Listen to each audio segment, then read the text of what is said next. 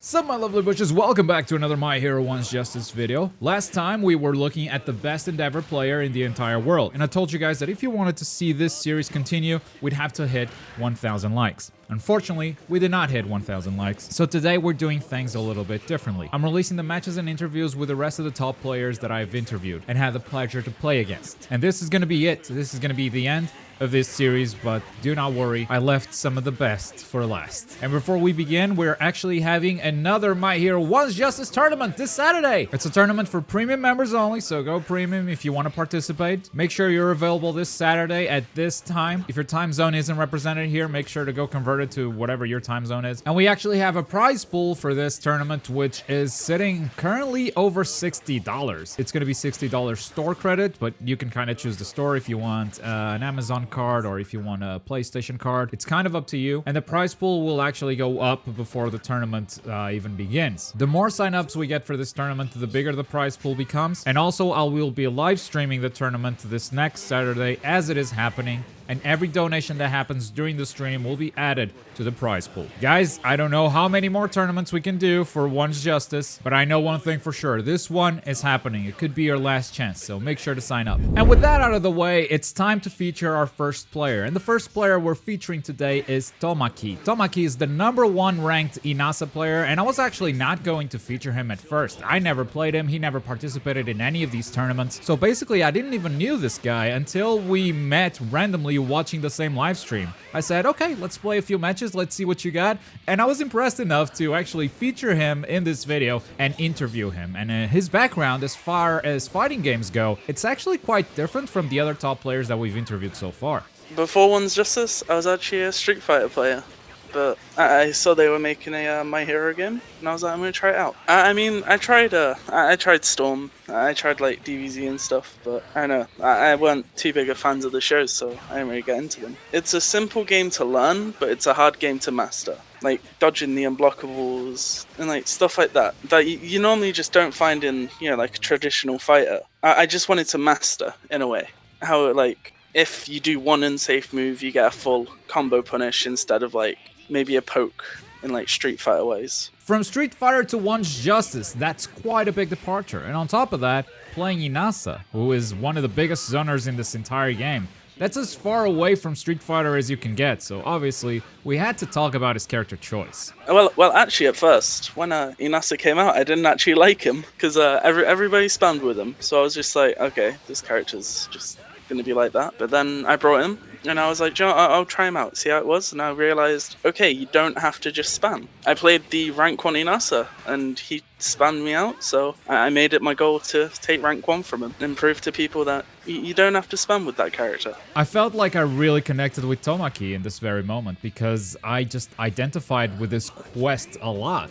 Well, back when I picked up Dabi for the first time, it was for similar reasons. Every Dabi player that you probably ever fought against fights very differently than me. Every Dabi player is focused on spamming, on zoning, on throwing as many projectiles as they can, when this character has such amazing tools that no one was actually using. It felt like they were tainting this character's reputation. And seeing that Tamaki felt a similar way towards Inasa, I just wanted to hear his thoughts on a potential sequel. In the sequel, I want to see more villains. I feel like the villain side was lacking quite a bit. You know, I mean, they had Stain and everyone, but there were more like League villains like Twice, and I forgot the magician guy's name. Compressed, that was it. More of a wider variety. More pro heroes as well, like Midnight, Cementos. Just more of them. And I mean, I'm glad for all the friends I've made through, you know, streaming the game and playing. And like people that have came to me to like ask them for help, and that have then like turned out to really enjoy it, and that like I get to play in ranked and see how much they've grown, and you know, it's just a good feeling. Like, it's a small community, but it's a good one. I can say that at least. One thing I would change is some of the armors are a bit too long. Like shoot style Deku's air tilt, yeah, maybe shorten that a little bit, you know. But other than that, like the whole just guards and like hitting like parries, like it's kind of like a parry from Street Fighter, so it adds a little bit of complexity to it. I mean, kind of tone down the wall splats, maybe a little, you know, maybe not give it a full reset. But other than that, I mean, I still think the game was flawless. It felt like they gave up on it too quick. I just hope if they make a sequel that they do more with it, you know, like they actually do more balance changes. And that's the fight with Tamaki, the Inasa player that proved you don't need to spam. You can find his Twitch in the description down below. We move on to our next player, JR Rod, who is the one and only player that put Momo in the radar. Single-handedly, this guy has discovered enough tech to make Momo a reliable character competitively. A character that everyone just assumed was not really a competitive asset. JR Rod, through his dedication, has found so much tech that it puts a lot of the other characters to shame. But as far as games go, his background wasn't really the most creative one. It definitely was not a background that would give him the creative tools that he needed to create all of this. So maybe it was all the latent skill, a latent talent that was just waiting to be awakened.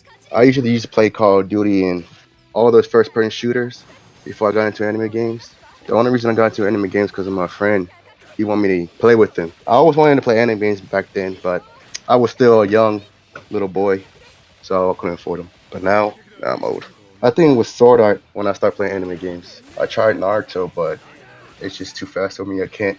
I butt prick most of the times when especially Dragon Ball 2. I can't. My defense is. I just can't. So this was essentially Rod's first arena fighter. And on top of that, he's just a player that, because of his love for My Hero Academia and his love for Momo the character, he just didn't pick up anyone else. Momo was always the character he was gonna play, and he didn't care where she stood in the meta. He made the meta himself, purely through his dedication and time put into the character. I was just a fan of the series and I want to try out the game. I got the Japanese version, so because I was really hype about the game, so I just got the Japanese version. And when I first played the game, I was like attached to it. I loved the game so much. The animation, the characters, the personalities, I got everything right in the game. I mean, I just play one character. And any anime game, any fighting game I play, I always stick to one character. That's it. Just one character. Just master that one character, and that was it. So I seen here, once Justice, I just stuck with Momo because she's my best girl in the series, and I just want to see how high I can get up in the ranking system. But it's slow. You only get like 10 points per match. Yeah, I don't care what she's doing in the meta. She's pretty good. I just learned some combos not too recently. The one I used in the first match, I just learned that. And I can't pull it off all the time, but when the match begins, if I get the first hit, I'm like a 50 to 75% chance I might stun you right in the beginning. But I can't. It's just the timing is too strict on that combo, so I just couldn't pull it off. I was planning to try to get to the top 10 with Momo, but it just takes too long, and I'm not committed to play that much of the game. I still have other plans the game, but yeah, just ranking system's way too slow. I'm hope they bring all the characters back from OJ, and what I liked about it, I like the animations, but I dislike it because it's way too long. I like the customization you can do on your character.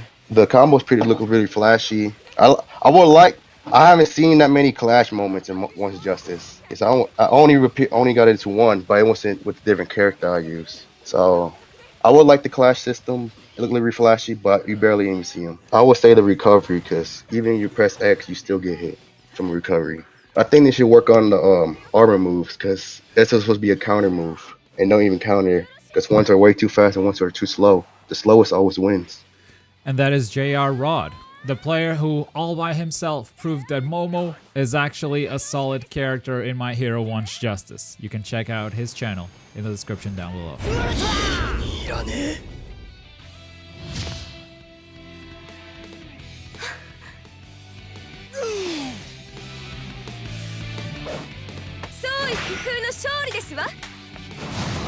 And we move on to Volji, who is the best Tokoyami player I've ever met. Now, it's hard for me to say that he's the best Tokoyami player in the entire world, because I just think I didn't play that many of them. But I've played a couple for sure, and Volji is a very, very scary player, especially once he gets a combo off. As soon as he gets a combo off, you know you're gonna get knocked down, and after you're knocked down, his pressure is unbelievable. He covers all of your options. So as soon as one combo comes off, you might as well just kiss your match goodbye. Now, Volji was one of those shy players that did not want to be interviewed through voice chat, but he wrote all the responses to my questions in our Discord chats. So the first thing we talked about, as usual, was his background as far as anime games or fighting games went. And now I'm going to speak in Volji's words.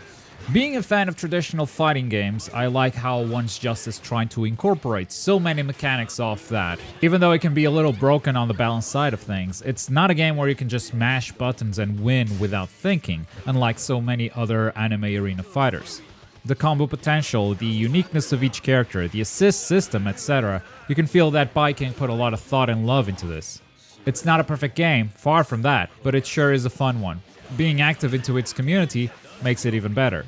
It's the nicest arena fighting game community I've ever been a part of, and I thank everybody for that. Nothing but words of appreciation from Volgi, and from there, we got to talking about his character choice, which seemed pretty obvious from the get-go. Volgi mains Tokoyami since the very beginning. He likes the character's quirk concept in the manga. He's a fan of JoJo, so he has a soft spot for those stand-like powers. He was the go-to character before the game was even released, so he was also happy to find out that the character was broken. Now, I don't know if I would agree with his statement that this character is broken. Maybe there are a lot of other characters that are way more broken than Tokoyami, but Tokoyami does have insane wake-up potential. As you can probably see, every time I'm trying to stand up, I'm either straight away blocking or I'm just caught in a combo. And there's kind of nothing I can do about it. But as we've established throughout the series, not everything is perfect with One's Justice. There are a lot of flaws, which ultimately, I believe, caused the game to die. So if a sequel was ever to happen, Volgi would like to see some changes. I'm going to, once again, speak through Volgi's words. If a sequel happens, I would like to see a real ladder with an elo system for ranked mode. A ranking where you can't lose points is useless. I would also like to see more production value into the spectacle part of the game.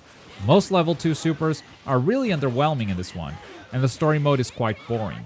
I would also want a better training mode with the option to record actions or to turn off stun. Also, having a stun meter would be nice. I would also like to see more stable interactions. Gravity interactions can be so random in this one, and sometimes hitboxes are not well defined. You can whiff an attack for no reason. But most importantly, please, Viking, try to actually balance the game and don't drop support only 6 months in. And that was the interview with Volgi. The lack of character balance or support post-launch was definitely felt across the entire community. The game feels stale now. The stuff that was broken months ago is still broken nowadays. And that just makes the whole game less fun to play when you encounter the same broken mechanics over and over. That said, it was a game with a lot of potential. And that was the match with Volgi, the best Tokoyami player I've ever met.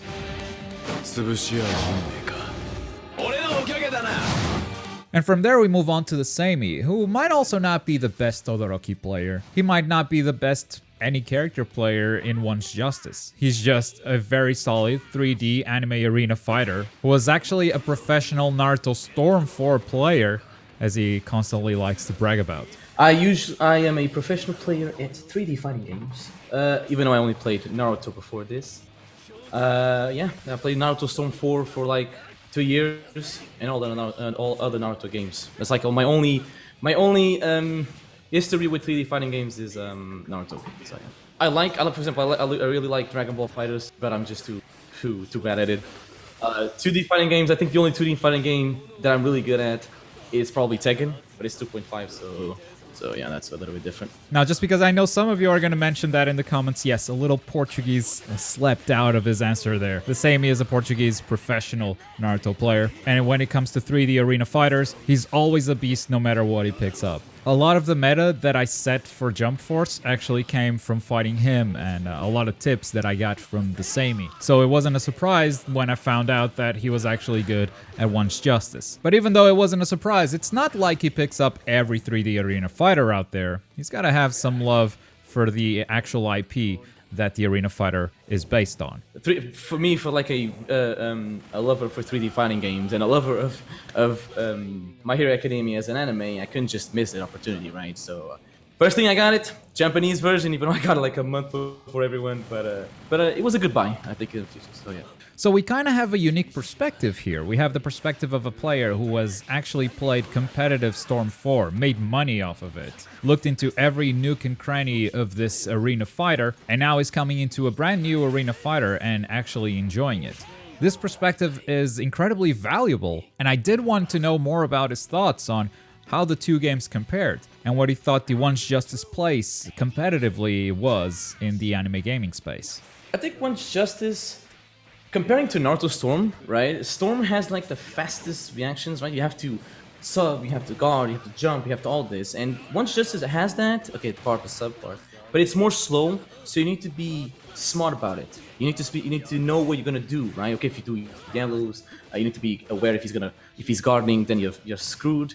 Like, it makes you think beforehand because of the game's slow pace, but then it can go chaotic, like real fast, and you have to think faster than usual. So I really like that. Out of all the players we've interviewed in this series, TheSammy is probably the one that jumped between characters the most. Every time I played against TheSammy, he was always playing a different character. His main is definitely Todoroki, but for the longest time he was just playing whatever he felt like. So his journey to Todoroki as a main character is perhaps a little bit more interesting than most of the top players we've interviewed. Actually, I started off with Tomura Shigaraki because I really liked his one-shot.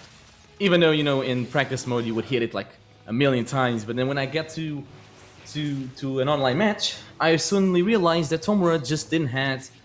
I just wasn't good enough, right? Because this is a game where it favors a lot of projectile spamming measurements like Todoroki, Endeavor, Inasa, and all these players. So Tomura was easy to learn, but really hard to execute in the battlefield. Then I just switched to Todoroki. Probably because of the anime, you know? His story in the anime really moved me. And I really like him as a character. I actually like him more than any other character. And I saw video combos on YouTube and I was like, man, I gotta try this. This guy has so many cool stuff for you to get out, to spam if you're in a dangerous situation and all that, and just made me stuck to it.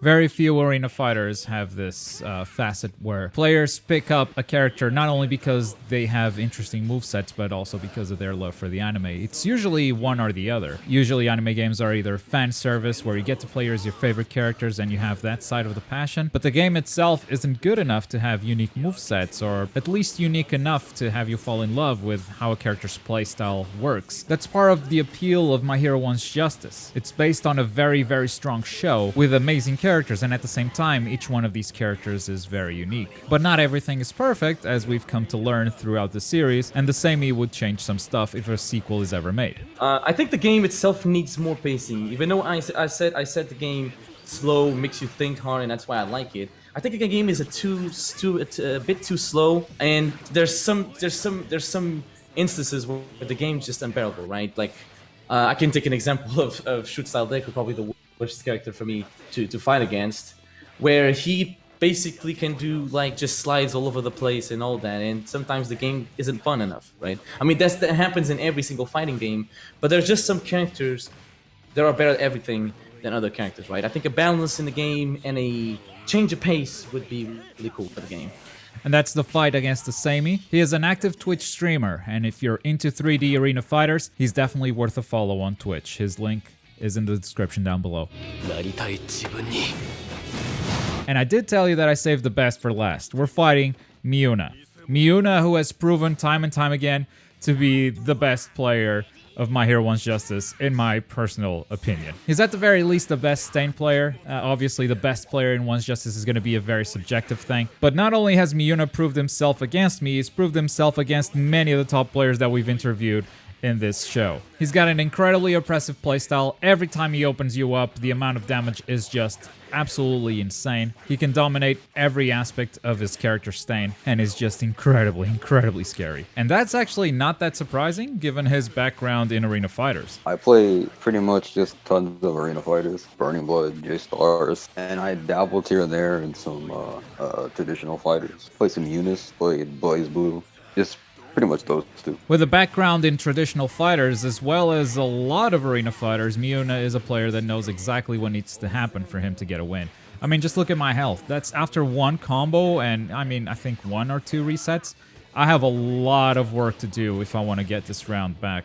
And I did make sure to, you know, put in the work, so it's not just a wash, so you can also see how good this player is defensively. But I'm at 1 pixel of health. I'm at 1 pixel of health. And Miuna is not a big talker, so I'll make sure to commentate this match a little bit as well. He's not used to this Dabi restand for sure. I caught him a couple of times in that, and you can see that he just wasn't familiar with it. After a while, he's gonna adapt and just be better. That just guard gave him the round though. It's curious because with this background in Arena Fighters, you think he would jump into One's Justice straight away, but that wasn't actually the case. I had nothing else to play really when the Japanese release was coming out. When I first touched the game, I used to be an Uradaka player. Like when I first touched the game, I felt as though there was some depth to it. Obviously not as much as like some traditional fighter, but it was similar to a lot of games that I enjoyed a lot. Like such as J-Stars, or like a lot of mechanics were carried over, like just guarding, for example, the way you handle defense from strings, offense, the way you use supports, and so there's a lot of elements from different games that I like in One's Justice. And I was legitimately surprised when he said that his first main character was actually Uraraka. Stain and Miyuna seem like a match made in heaven, so I just assumed that's just the way it has always been since the very beginning, but that was not the case. So his journey from Uraraka all the way to Stain, two very, very different characters, was something I was curious about and wanted to learn more. Originally, as I said, I was going to play with Uraraka, but I felt that I thought she was ass. At the time, it was like week 1 of the Japanese release. I felt Uraraka was way too honest of a character. Like I had to genuinely be better than my opponent in order to win, and she had an extremely hard time dealing with zoners and the such, and she had no cheese for me to body people that were obviously worse than me. So I'd have to give it 110%. She did no damage on top of that. So what I was looking for in a character at the time was I wanted a character that had a lot of gimmicks that I could like exploit people that I didn't know the matchup, on top of having an easy way around zoners. And that was just going through the cast. At first I tried like Jiro, who I also felt was very strong, but she was also too honest for me. And then when I landed on Stain, it was kind of just like a match made in heaven. Like he was exactly what I wanted out of the gameplay, how I wanted to tackle different characters, and what I wanted in my own character. So I just ended up sticking with him. And after this level 1 super, I'm gonna call my assist to interrupt this combo, but Miyuna is aware of that, so he's just gonna throw another level 1 super, and yes, he's gonna get a perfect off of me. Thanks, Kaminari. You were a lot of help.